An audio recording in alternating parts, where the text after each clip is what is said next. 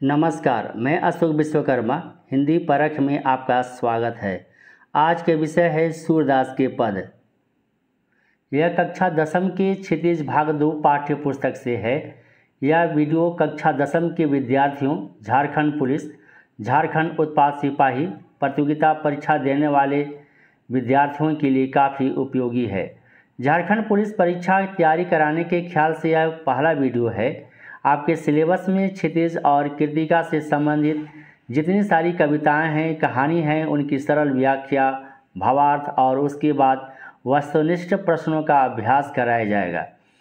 व्याकरण से संबंधित वीडियो का प्लेलिस्ट बना हुआ है, वहां से आप देख सकते हैं। तो आइए जानते हैं सूरदास के पद की सरल व्याख्या। सूरदास कृष्ण भक्ति शाखा के सर्वश्रेष्ठ कवि हुए। सूरदास की जीवन परिचय और उनकी रचनाओं से संबंधित जानकारी अगले वीडियो में दी जाएगी।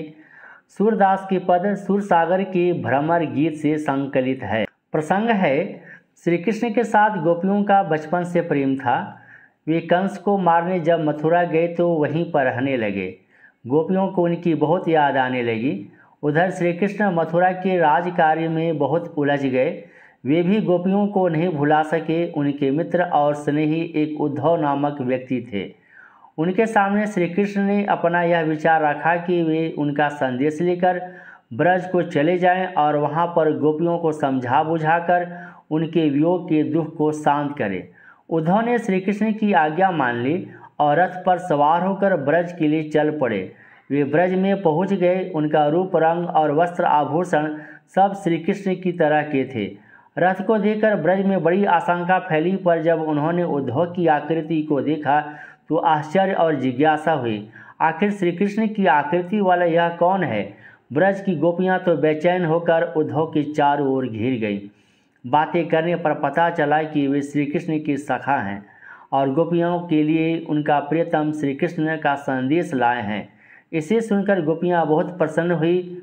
उद्धव ने श्री कृष्ण की कुशलता कहकर उनका योग संदेश भी गोपियों को सुनाना आरंभ कर दिया।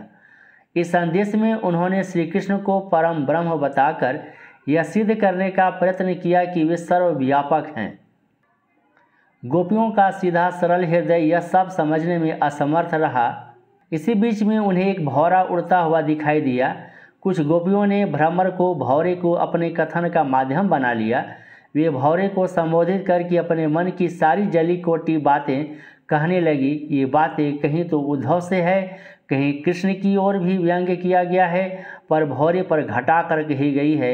इसलिए इस प्रसंग को भ्रमर गीत प्रसंग कहा जाता है। पहला पद है, यह ब्रज भाषा में लिखा गया है कि उद्धव तुम हो अति बड़ भागी।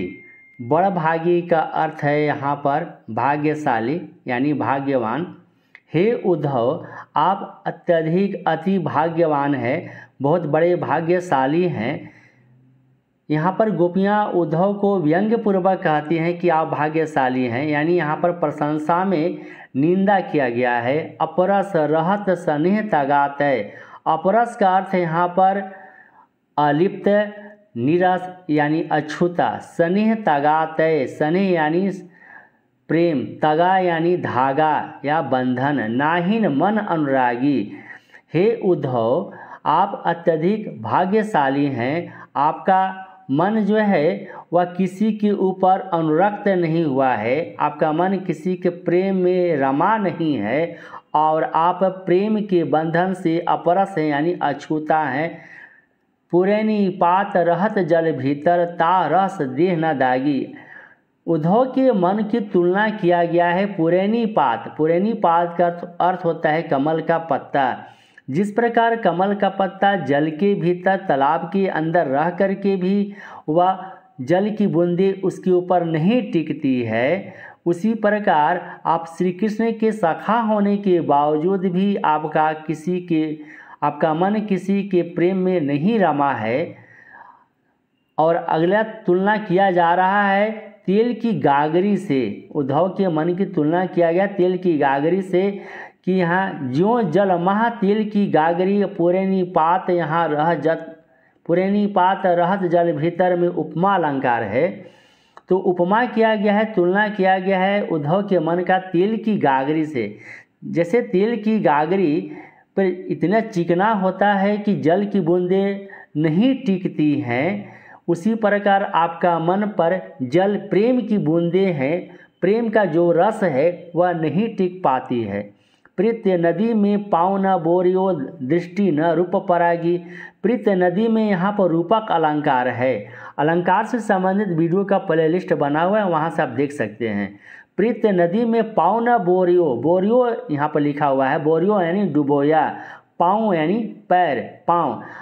तुमने जो प्रेम की नदी में पाँव तक भी नहीं डुबोया है, दृष्टि न रूप परागी, और नहीं आपका मन जो है वह किसी के ऊपर रमा हुआ है, आपकी दृष्टि किसी के रूप में नहीं पगी है। सूरदास कहते हैं कि सूरदास अबला हम भोरी, भोरी का अर्थ यानी भोली। सूरदास कहते हैं कि गोपियाँ उद्धव से कहती हैं कि हम तो भोली हैं, भोली अबलाएँ हैं, इसलिए जिस प्रकार गुड़ के प्रति चींटी की आसक्ति होती है, आकर्षित हो जाती है, वैसे ही हम भी कृष्ण के प्रति आसक्त हो गई हैं, कृष्ण के प्रेम में पग गई हैं। दूसरा पद में गोपियाँ कहती हैं कि मन की मन ही मांझ रही, कहिए जाई कौन पे उद्धव नाही परत कही। गोपियाँ कहती हैं कि मन की बातें मन के अंदर ही रह गई, मांझ यानी मध्य में, बीच में, मन की बातें मन के बीच में ही रह गई, यानी मन के अंदर ही रह गई, क्योंकि उद्धव योग का संदेश लेकर आए हैं, न कि कृष्ण का प्रेम संदेश लेकर के आए हैं। कहिए जाई कौन पे उद्धव नाही परत कही। गोपियाँ किसी के सामने अपने मन की बातें व्यक्त नहीं कर सकती, किससे कहें उद्धव, अपनी मन की बातें हम किससे कहें। अवधि आधार आस आवन की तन मन बिथा सही। हमें श्री कृष्ण की आगमन की अवधि का सहारा था कि अवधि आधार, आधार यानी सहारा, आस आवन की यानी आगमन की जो आशा जो थी कि वे आएंगे, वह जो सहारा थी, इसी कारण तन मन बिथा सही। बिथा का अर्थ होता है व्यथा, अपने तन और मन की जो पीड़ाएं सहन कर सकीं। अब इन योग संदेशनी सुनी सुनी विरहनी विरह दही। और आपका जो योग संदेश है उसे सुन सुनकर और हम विरह की अग्नि में भड़क उठे। हमारा मन जो है, हमारा हृदय है, जो हमारा जो दिल है, वह विरह की आग में और जलने लगा। चाहती होती गुहारी जित ही तय, उतते धार बही। गुहारी यानी गुहार करना, पुकारना। धार का यहाँ पर अर्थ होता है धारा, यानी योग की धारा। गोपियाँ कहती हैं हम जहाँ से उनकी अपनी रक्षा की पुकार करना चाहती थी, लेकिन उधर से योग की धारा बहने लगी कि योग की धारा में यही है कि आप कृष्ण को भूल जाइए, क्योंकि वे परम ब्रह्म है। तब सूरदास कहते हैं कि सूरदास अब धीर धर ही क्यों मर्यादा न लही। इस दुख के समय हमारे साहस की समस्त मर्यादाएं जो है वह नष्ट हो गई। अब हम क्यों अपने धीर धर ही, धीर धर यानी धैर्य को धारण करें, क्योंकि अब हमें लगने लगा है, गोपियों को लगने लगा है कि श्री कृष्ण अब नहीं आएंगे, और इसी कारण तो उद्धव को भेजे हैं कि कृष्ण को भूल जाइए, और कृष्ण जो है वह परम ब्रह्म है, न कि वे बचपन के मित्र हैं, बचपन के सखा हैं। तीसरा पद है हमारे हरि हारिल की लकड़ी, मन क्रम वचन नंद नंदन और यह दृढ़ करी पकड़ी। लकड़ी यानी लकड़ी। हारिल एक पक्षी का नाम है जिसके पंजों में हमेशा लकड़ी रहता है। हमारे कृष्ण तो हमारे लिए हारिल पक्षी की लकड़ी के समान है। जिस प्रकार हारिल पक्षी सदैव अपने सहारा स्वरूप लकड़ी के पंजे में जकड़े रहती है, कभी छोड़ती नहीं, उसी प्रकार हमने भी श्री कृष्ण को जो हमारे सहारे हैं हमेशा के लिए अपना लिया है। मन क्रम यानी मन कर्म वचन से नंद नंदन यानी नंद पुत्र कृष्ण को उर यानी हृदय में दृढ़ करी पकड़ी, दृढ़ता के साथ, मजबूती के साथ हमने उसे पकड़ रखा है, जैसे हारिल जो वह लकड़ी को पकड़ रखती है। जागत सोवत स्वप्न दिवस निशी कान कान जकरी।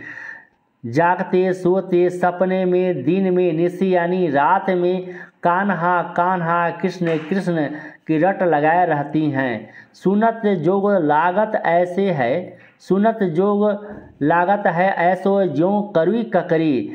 आपका जो योग संदेश है उद्धव, सुनकर ऐसा लगता है जैसे वह कड़वे ककड़ी की तरह हो, यानी कड़वे ककड़ी से तुलना की गई है वह योग संदेश को। सू तो व्याधि हमको लय आओ देखी न सुनी करी। यह जो है योग का संदेश है वह व्याधि है, यानी रोग है, जिसे हमने कभी न देखा है, न सुना है, न इसे करी यानी भोगा है। यह जो योग संदेश है, यह तो सूर तिन्ही लय सोपो जिनके मन चक्री।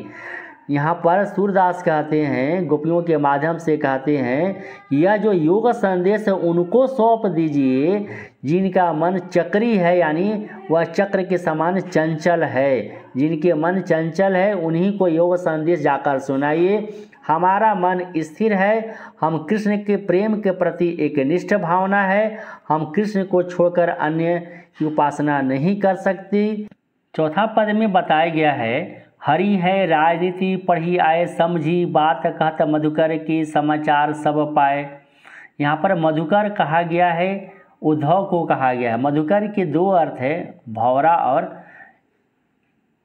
उद्धव को संबोधित किया जाने वाला शब्द। तो यहाँ कहा गया है कि हरि है राजनीति पढ़ी आए। हरि यानी कृष्ण जो है वह राजनीति पढ़ने लगे हैं।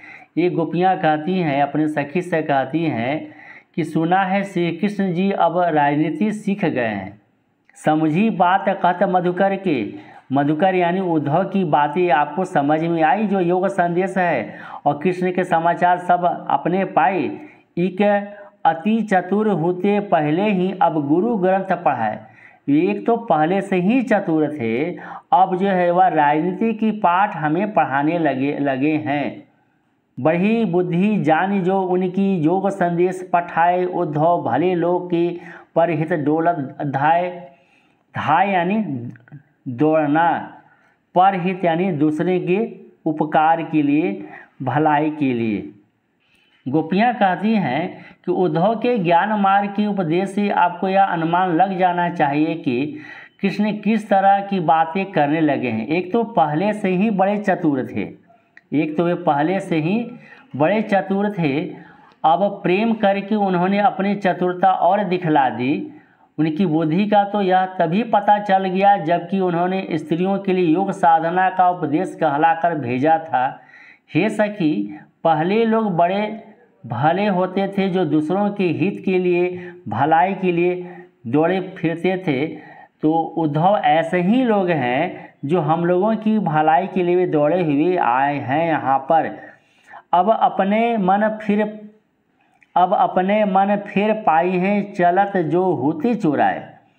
यानी जब कृष्ण यहाँ से जब प्रस्थान कर रहे थे मथुरा के लिए, तो जाते समय हम लोगों के जो है मन को चुरा लिए हैं, दिल को चुरा लिए हैं। तो पहले तो वे अपने हमारे दिल को वापस करे जो चुरा कर के ले गए हैं। ते क्यों अनिति करे आपुन जो, ते क्यों अनिति करे आपुन जी और अनिति छोड़ाए। राज धर्म तो यह सुर जो प्रजा न जाहि सताए।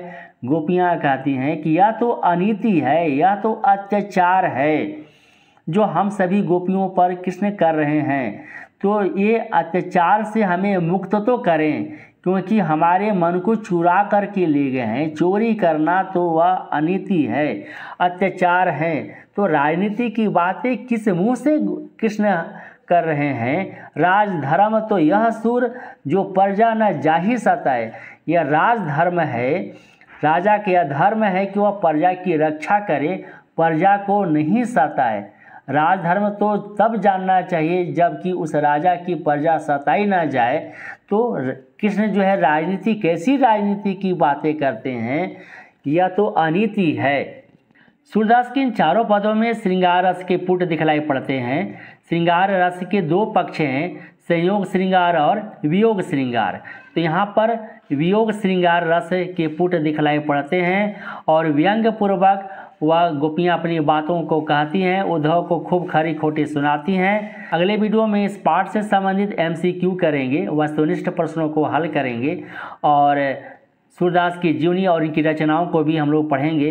तो वीडियो कैसा लगा आप हमें कमेंट कर बताएं। यदि चैनल पर पहली बार आए हैं तो हिंदी परख को सब्सक्राइब करें, बेल आइकन को प्रेस करें ताकि नोटिफिकेशन आपके पास समय पर पहुंच सके। वीडियो को लाइक और अपने साथियों के बीच शेयर करें। नमस्कार।